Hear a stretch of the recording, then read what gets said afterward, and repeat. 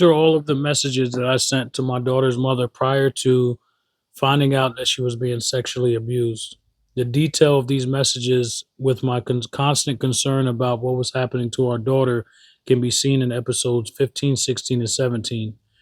Also, along with these messages, I've sent her videos. This is one video showing that how Sadia will respond when it's time to come to her house. Why don't you want to go home? You don't want to see Mama? Papa? I know you want to stay with Papa, but Mommy misses you. No. You do this every time. No. You don't want to go see Mama? No.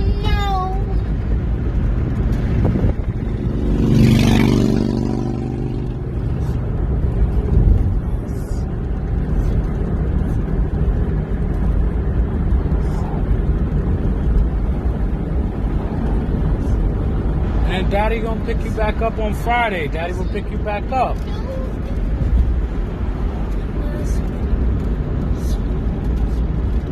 You go home with Mama, you have fun. See, Papa? Oh, baby, I know you want to stay with me. No, we can do that. TD, Daddy gotta go to work. No, we can do when you work. Then we find out that our daughter was being sexually abused, and she was displaying all types of sexual behaviors that she seemed to have memorized. All this can be seen in episode 18. When asked who showed her these things, she pointed at her babysitter. Who showed you Patty Cake Chin out of these people right here? Cake. Who? Who showed you? Show me. Patty cake. Chin. Yeah, who? Which one of these people? Oh, I love you so much. Oh, I love you so much, baby. Baby, which one of these people show you Patty Cake Chin? Patty cake. Chassis. Chassis? Chassis. Patty cake. Patty cake. Chin. Patty cake. Who did it? Who did it? Who? Who? Who did that? Patty Cake Chin. Who? Patty cake. And they sigh. Chassis? Chassis. Patty cake. Chassis did it? Chassis. Do it.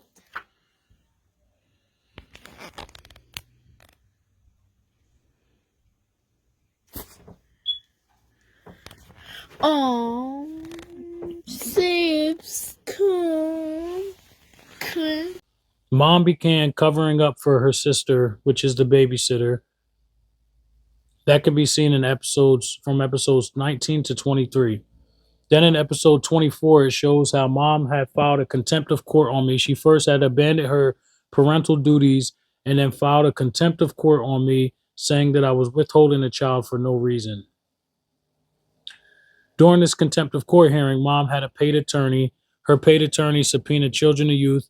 Children of Youth never did a full investigation, but they came to court to say the child was allowed to return back into the home. On page 7 of the transcript, I questioned the CPS supervisor and I asked her, considering my daughter is 7 years old and the alleged perpetrator is 20 years old, this is also a criminal investigation, correct? She responded by saying, the police are not, to my knowledge, investigating it. We did reach out to them. There was no child advocacy interview warranted.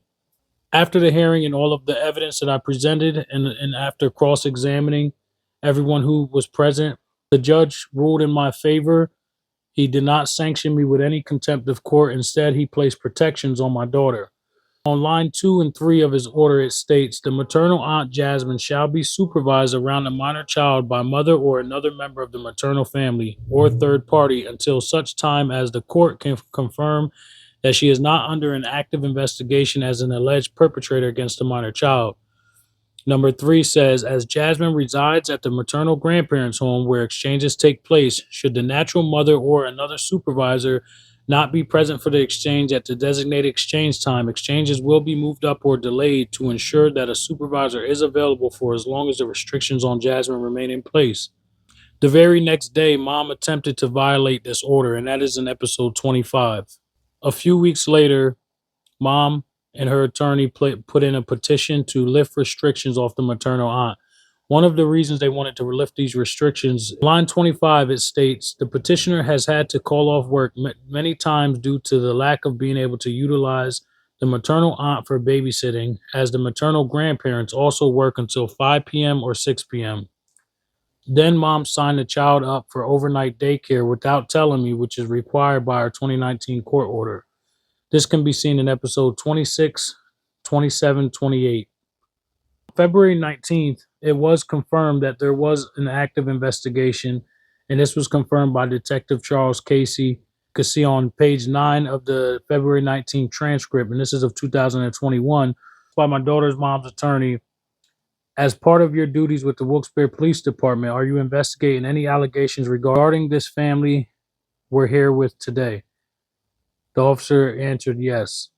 Then he said, are you specifically looking into any allegations that my client's sister, Jasmine, may be an alleged perpetrator of abuse on the minor child? He said yes. So I did subpoena Child Protective Services to court also to question them on their investigation, considering they didn't do a full investigation. And their attorney, Harry Skeen, showed up. And on line 30, you can see how he was pretty much telling the judge he would like for them to be excused from this hearing because from a CPS standpoint, everything they do is confidential. So they didn't have to answer for not doing a full investigation because of confidentiality laws. So the judge told me to write a letter regarding as to why I think they should have to attend and testify. So this is the letter that I wrote, and this was filed April 5th of 2021. The judge did deny CYS having to attend and testify, and he appointed a guardian ad litem. Her name is Marcia Basco. What I did was I just made a complaint to the Pennsylvania Human Relations Commission, but the Department of Justice, I did file a complaint with them, and as of today, today is May 10th, 2025. It is still an open case. Marcia Basco, she's appointed to be our guardian ad litem. And she called me and she was very nasty and rude on the phone and pretty much told me if I wasn't going to pay her, she doesn't work for free. And, I would just have to go to court without her opinion. Looking her up, doing research on her, this comment, it's exactly how I felt when I talked to her. I did tell her she's more than welcome to come to my home and spend time with me and my daughter. I don't feel comfortable paying her to do a job that CYS should have done. And I also took the extra step of motioning the courts and seeing if the county would foot the bill considering the circumstances. That motion was denied. So she goes to court and she rules against me because I didn't pay her. This is the person she was advocating for, and she didn't know my daughter's name. So I'm questioning her about my daughter. The whole time she thinks my daughter's name is Jasmine. And I'm just like, Jasmine's the person who was sexually abusing my daughter.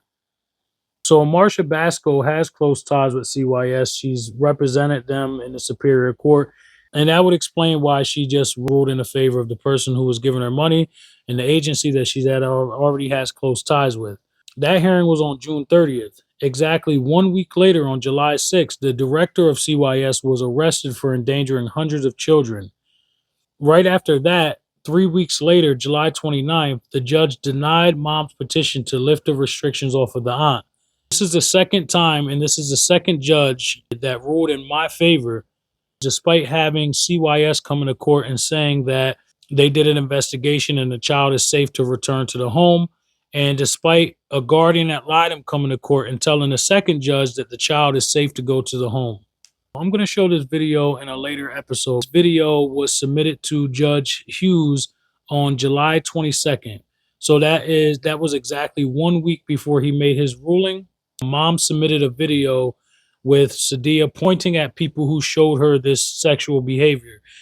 So mom wanted to do a video to pretty much show how unintelligent the child is, in a sense, because she's saying the child will point to anybody and say that this person showed her this type of behavior, including the dog. And that's why I want to show these videos side by side.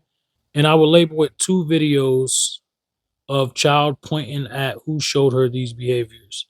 I found out that she had signed the child up for another daycare without telling me about it. All of this is going to be in episode 28 and 29. And, this is right after the judge made his ruling. This was about a month later. Mom was upset and she was just being nasty to me. She told me I might want to work on my control issues because I was asking her how could she sign our child up for another daycare without making me aware of it. And this goes against our custody order. So it's not about being controlling. It's about our custody order, who says we have to be transparent about these things in a timely manner. You can't. I responded. I said I have the right to know who my daughter will be with alone. This is the second daycare this year that you signed her up for without telling me. She says, make it work if you really love your daughter, and stop starting conflict around every single thing. 15 minutes is not too much. And if not, well, take me to court. It's become a part of my life anyway. I'm actually starting to like it. So that's exactly what I did. All this can be seen on episode 29. So after I filed a contempt of court, then she was calling me crying. And this is the second time that I've ended up dropping a contempt of court. And, we came up with an agreement, and I thought this was going to make things better. All this is in episode 30.